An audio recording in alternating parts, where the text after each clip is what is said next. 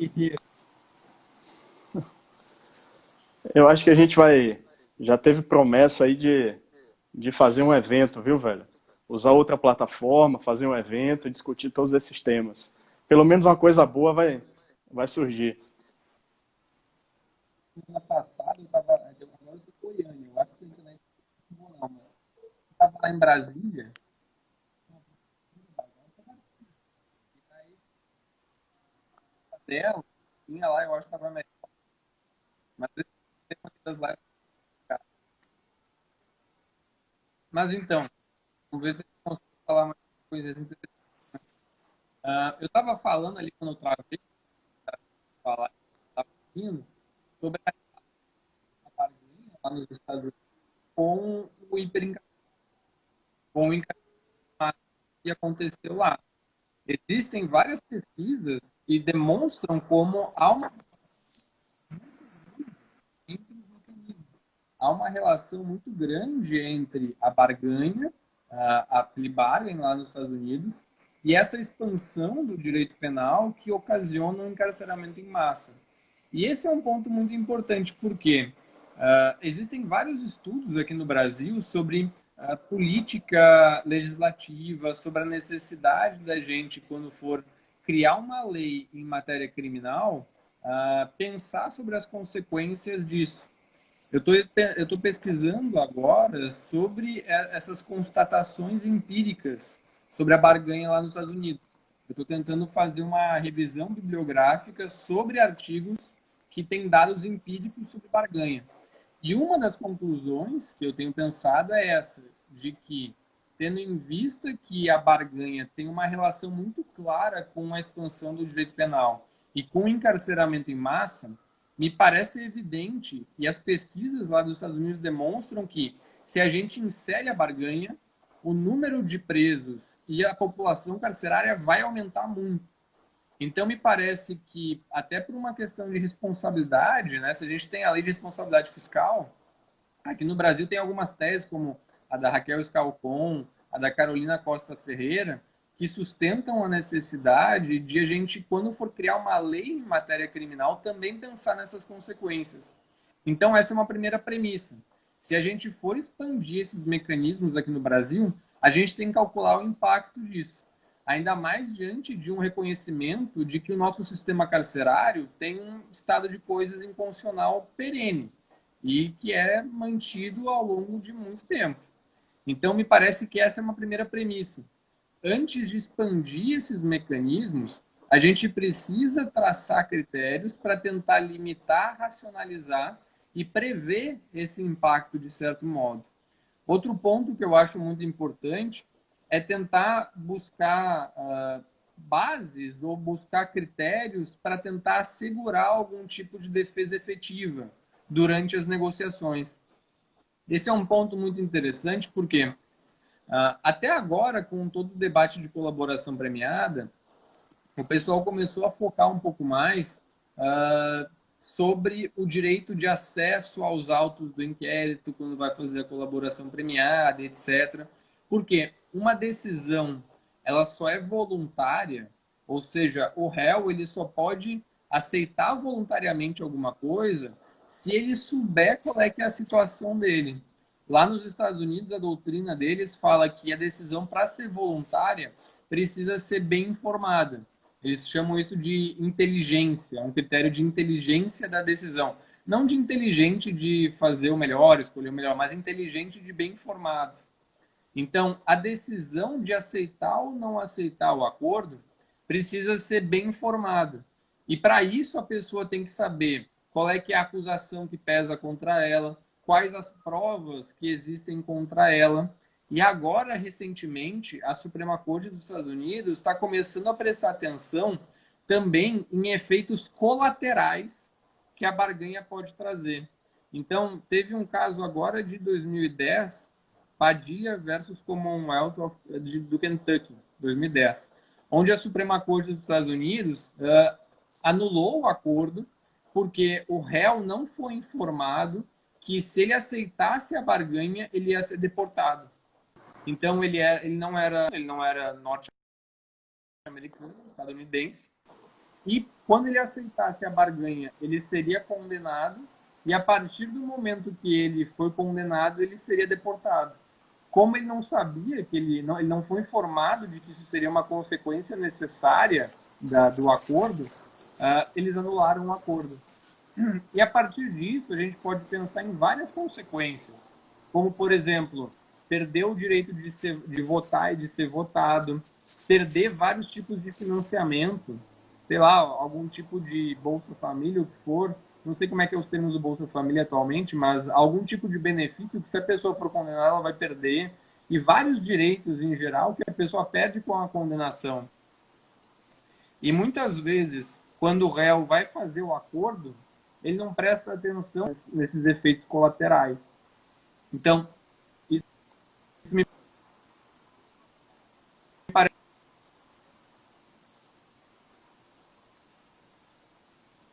parece muito E começou a travar aí. problema.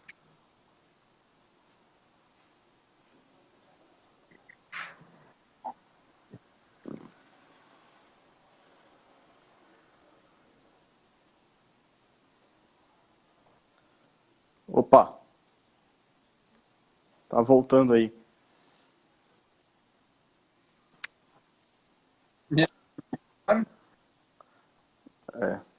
Tá indo aos poucos. É,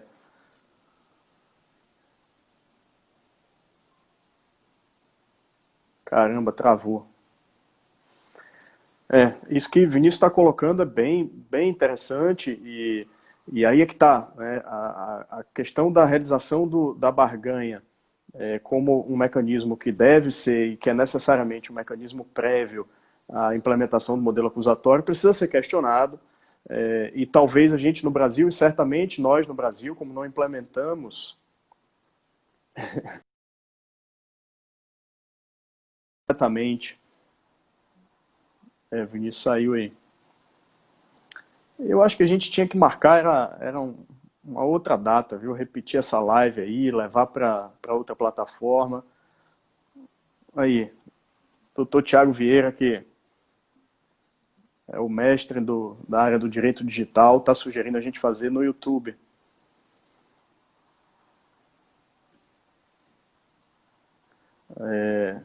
Eu acho que a gente vai ter que marcar outra data, refazer aí esse debate.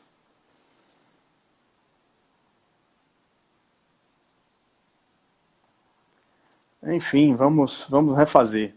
Já pedir autorização aí ao pessoal da diretoria, falar com o presidente, para ver se a gente consegue fazer noutra plataforma. Há outros pontos aí diversos a serem tratados. Eu quero, então, ir seguindo para os finalmente, pelo menos aqui no Instagram, né, que não está funcionando muito, dizendo que essa questão que o Vinícius colocou sobre a necessidade de implementar limites, ela já tem sido sentida pelos americanos. Nós não implementamos a barganha totalmente no Brasil, ou como ela é concebida nos Estados Unidos. E esses limites precisam ser pensados nesse momento. A gente tem visto como a falta de pensar teoricamente ou de construir formulações teóricas adequadas a esse tipo de instituto no Brasil tem provocado, então, a utilização dos institutos ao bel prazer do legislador. Isso é muito problemático, né? A gente não consegue interferir na criação do instituto a partir de um contexto de base teórica. É o que se percebe em relação à colaboração premiada, que virou uma grande coxa de retalhos no Brasil. É o que se percebe em relação ao acordo de não persecução penal, né? Falta formulação teórica ao acordo de não persecução penal, falta uma base teórica que sustente o Instituto e como ele pode se encaixar num mecanismo ou num sistema anômalo, de maneira anômala, num sistema que não foi pensado para isso. E acho que é possível, sim, a gente começar a rechaçar a possibilidade de introdução desses mecanismos negociais de qualquer jeito. Então, construir formulações teóricas adequadas, construir limites adequados, pensando em como esses mecanismos devem ser introduzidos a partir desses limites, considerando esses limites e a realidade brasileira é muito importante. O Schunemann tem falado disso na Alemanha, também criticando a introdução desses elementos na Alemanha, embora ele trate de uma base de verdade material e o objetivo do processo seja produzir essa verdade material, e aí eu não quero nem entrar na discussão de verdade, né, Eles sobre têm qual é... muito fincado lá, né? O Schunemann faz muito essa crítica a partir da ideia de verdade, que é muito criticada aqui no Brasil, né? Exato. Então, embora ele parta desse pressuposto, ele chega a uma crítica muito interessante em relação a essa ideia do consenso, né?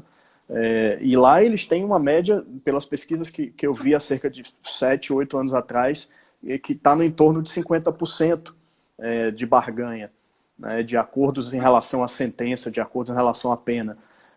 E os ritos abreviados, de maneira geral, se espalharam pela Europa, se espalharam pela América do Sul, todos eles com um índice muito alto de realização. Como você falou, no Chile são mais de 90%, no Uruguai, com as pessoas que a gente conversou lá, teve juiz que disse que depois que mudou o procedimento, ele praticamente não julgou nenhum processo, não chegou a fazer um julgamento efetivo.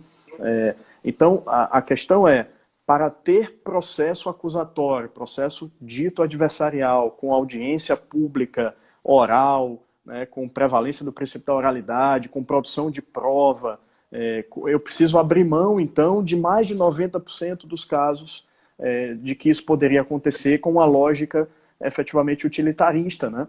A mesma lógica que guiou a eclosão desses institutos nos Estados Unidos e saindo do common law há cerca de 100 anos, é a lógica que hoje se coloca por conta de uma grande quantidade de processos travando aí a justiça, e aí se diz assim, olha, eu não consigo fazer uma boa instrução processual porque eu tenho 20 mil processos aqui no meu cartório, então se eu conseguir tirar 90% disso, eu vou fazer uma instrução melhor.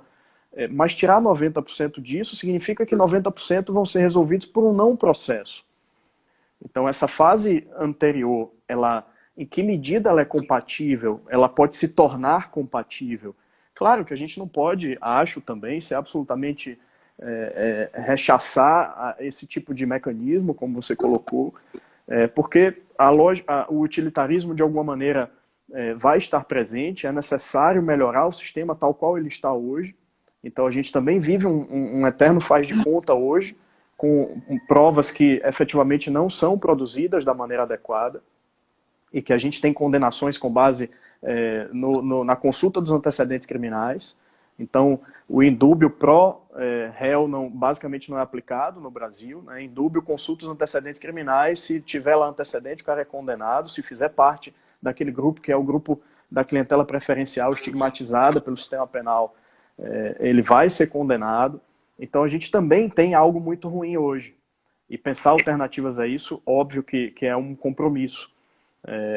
Mas em que medida a gente não pode efetivamente controlar a entrada desses mecanismos negociais e aproveitar que no Brasil eles ainda carecem aí de regulamentação legal quando a gente fala especificamente, por exemplo, da barganha. Então acho que essa é uma dinâmica interessante, não seguir cegamente aquilo que tem sido feito de pensar a alteração desses mecanismos, mas fazer as formulações teóricas necessárias ao nosso sistema, ao nosso modelo. Discutir a ideia do consenso, é possível ou não consenso, né? O consenso, a conformidade, conforme dizem os espanhóis, para Schunemann, por exemplo, é um eufemismo para justificar a aplicação de violência. Enfim, acho que são questões que devem ser muito bem pontuadas. Ao final, a gente tinha um planejamento ainda para falar sobre outros mecanismos negociais, acordos de não persecução penal, o papel da justiça restaurativa nisso tudo, mas em virtude aí da instabilidade do amigo Vinícius, da conexão lá, eu queria muito ouvi-lo, é muito importante que a gente tenha esse bate-papo com ele, então eu não vou seguir muito mais adiante, né, para que a gente possa fazer isso em outro momento, né, falar um pouco mais sobre o que já foi tratado aqui e desenvolver para outras temáticas numa outra oportunidade. O Laércio tem uma pergunta aí, no caso do acordo de não persecução penal, como os entrevistados entendem a aplicação após a instrução criminal nos processos em andamento? Pois e aí isso faz parte, Laércio, da forma como o Instituto criado no Brasil acaba sendo um instituto que não é pensado sobre suas bases teóricas. O acordo de não persecução penal, obviamente, não é pensado para os processos em andamento, mas a ideia de estabelecer isso como uma possível alternativa, se é que é possível que ela seja, em alguns casos, mais benéfica, ela deverá, então, ser aplicada como norma mais benéfica, considerando aí que, mesmo sendo uma norma processual e seguindo a orientação aí de um artigo fantástico escrito pelo professor Antônio Vieira, pelo professor Paulo Queiroz, devem, portanto, ter retroatividade, sim. Então, eu coloco essa possibilidade do acordo de não persecução penal, seria algo anômalo, algo vinculado a uma demanda aí de aplicação imediata do Instituto, mas é algo, obviamente, muito a ser pensado. Enfim, então, pessoal, eu vou finalizando. Tá? Não queria seguir muito adiante sem o amigo Vinícius, que, afinal de contas, é o nosso convidado. Peço desculpas a vocês aí. Acho que a gente conseguiu debater alguns temas, falar de alguns assuntos interessantes, deixou um gostinho de quero mais. E agora vou cobrar lá e tentar conseguir com o pessoal da diretoria uma autorização para a gente fazer de novo em outra plataforma, em outras bases, em outros termos, tá? Me comprometo aí de alguma maneira a gente fazer. É muito legal ouvir Vinícius e seguir com essa construção dos limites, porque acho que é o papel que a gente pode dar. Eu tenho escrito algumas coisas sobre isso, a gente falou um pouco disso também no livro que foi feito aí, a atualização, professor Elmido Clerc, professor Vinícius Assunção, professor Renato Schindler. Então a gente falou um pouquinho disso, mas como a introdução aos fundamentos não foi tão incisivo, e acho que coisas vão vir pela frente e a academia tem um papel fundamental para, de alguma forma, construir formulações teóricas aplicáveis no direito brasileiro, que retratem a realidade social brasileira, as possibilidades de regulamentação no Brasil, para que a gente consiga pensar em se antecipar ao legislativo. Né? Então, vou abrir aqui para o Vinícius também se despedir, fazer suas últimas considerações. Ele já está pedindo conexão aí. Oi. Meu amigo, eu estava fazendo aqui uma espécie de considerações finais. Acho que nada de finalizar, porque não vai travar também. Eu fico um pouquinho, depois já trava, né? Tá complicado. E disse ao pessoal que vou me comprometer a gente tentar fazer em outra plataforma, de outra maneira. E aí queria deixar você à vontade para fazer o encerramento aí e a gente eu só tenho fechar. que pedir desculpa aí por ter travado tudo. Que é isso? Pessoal, tanta gente boa entrando, Monique entrando, minha colega ali no STF, pessoal, Thiago, eu vi que o Alexandre Moraes da Rosa entrou uma hora também. O pessoal não vi não, cara. Foi. Prazer. Aí o pessoal entra, a gente estava travando tudo e fica complicada a situação. Mas no geral acho que é isso. O meu projeto de pesquisa atual é tentando fazer um levantamento dos dados empíricos sobre a barganha nos Estados Unidos. Então, com relação à expansão do direito penal, número de pessoas inocentes que aceitam, quais os principais problemas que envolvem as pressões que são realizadas, para, a partir dessa descrição empírica, perceber quais são os principais pontos problemáticos e tentar já propor, eventualmente, alguns limites para o que vai vir. Porque, certamente, eu acho que em algum momento a gente vai expandir esses acordos aqui no Brasil também. Então, basicamente, acho que a principal conclusão da nossa fala tem que ser colocar uma pulga atrás da orelha das pessoas em geral para tentar pensar limites a esses mecanismos.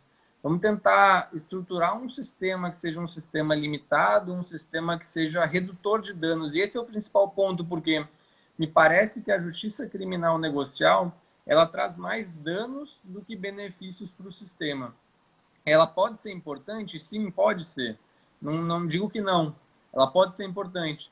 Mas ela é perigosa e ela abre brechas para arbitrariedades que me parecem precisam ser evitadas. Mas basicamente eu acho que é isso. Eu vi que eu estou começando a travar de novo, né? Só um ponto, só para a gente também botar essa pulga atrás da orelha, o modelo americano ele está muito calcado, e foi o que foi introduzido na América Latina, na oportunidade da ação penal, no empoderamento do Ministério Público, Os alemães têm feito isso com ação penal pública. Tá? Então, será que a gente precisa mesmo de ação penal absolutamente oportuna, absolutamente obrigatória, melhor dizendo, absolutamente oportuna, né, como tem acontecido? Será que a obrigatoriedade...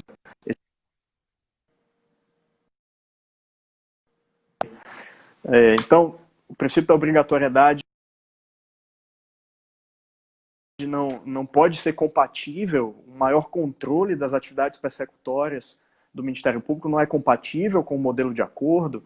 Será que essa liberdade toda que o Ministério Público tem, como a gente tem vários casos e precedentes americanos, então isso é uma das coisas do ponto de vista da formulação teórica a que eu me refiro, a compatibilidade dos institutos negociais com o princípio da obrigatoriedade, com o controle do Ministério Público, com regras claras de apresentação de evidências, de elementos de investigação, de tudo que se utilizou, como acontece nesse caso nos Estados Unidos, né, a obrigação de haver uma transparência, um fair play, no sentido de que tudo tem que ser colocado à mesa para que a negociação seja feita de maneira adequada. Esses protocolos não estão sendo trazidos para o Brasil, não estão sendo pensados no Brasil, então a gente tem um cenário de arbítrio muito possível. Né? Acho que num próximo momento, num segundo encontro, a gente pode tentar discutir exatamente esses limites e propor ideias, propor formulações teóricas que podem dar ensejo aí a uma série de pesquisas pelo Brasil e a gente conseguir influenciar decisivamente na entrada desse instituto. Legal. Então, me desculpem, pessoal, né? Eu também fico sentido, mas foi muito bom naquilo que a gente conseguiu debater. Fiquei feliz. Vamos tentar divulgar aí um outro momento para aprofundar essas discussões. Desde já agradeço a todos vocês, né? A todos e todas, foi um prazer. A professora Thaís aí também pensa muito no tema, tá? Faria parte de uma discussão, seria muito legal a gente conseguir fazer algo em torno disso.